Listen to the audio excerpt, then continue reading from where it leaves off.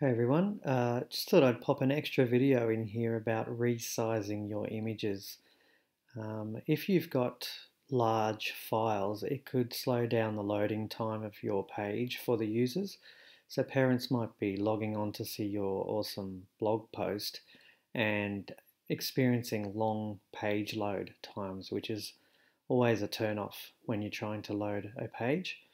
Especially if you've got several images, it can take quite a while for that page to load them all. Um, on an iPad, for example, I've got a document here, a little image. This image here that I've taken, you can see down here it's 3,264 pixels wide and 2,500 pixels high. That's quite a large file, but depending on the photo, it can be a few megabytes per image. So if you've got 5 or 6 of those, that's quite a lot of data to download, and also uses up the user's data as well, because every photo is pulling down information of a large capacity.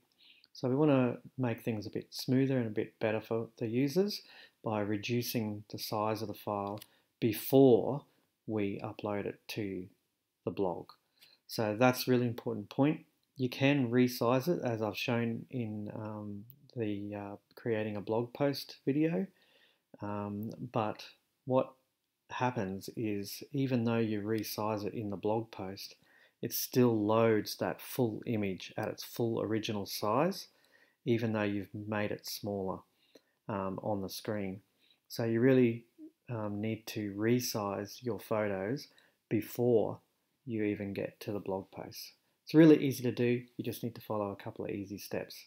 It might be worth pointing out too that I like to keep my original photos, but then make a copy of the photos that I'm going to use for my blog post in a folder like I'd set up in one of the other videos called, blog pics or something like that. So that's a copy of it, and you could keep that on your computer or on the media drive at school. Just note, if you do put it on the media drive, you won't be able to get to that at home. So here's how you can resize an image. This one's 3 by 2,000 pixels. All I'm going to do is I've made a copy of it. I'm going to double click it, and on your MacBook it's going to open in preview. Now all I do is press on Tools, I go to Adjust Size, and I can see here that it tells me the pixel size. If it's not saying pixels and it's saying one of these other ones, millimeters or something like that, just change it to pixels. And then in here, I'm going to make it about, I don't know, between 300 and 600 pixels wide. So I might make this one about 400 pixels, and you'll notice that it automatically changes the height. If that doesn't happen, just check that this little lock is locked, and that keeps the resolution the same both ways. So you really only need to change one of those things. So I recommend around about 400 pixels wide, and then all you do is just press OK.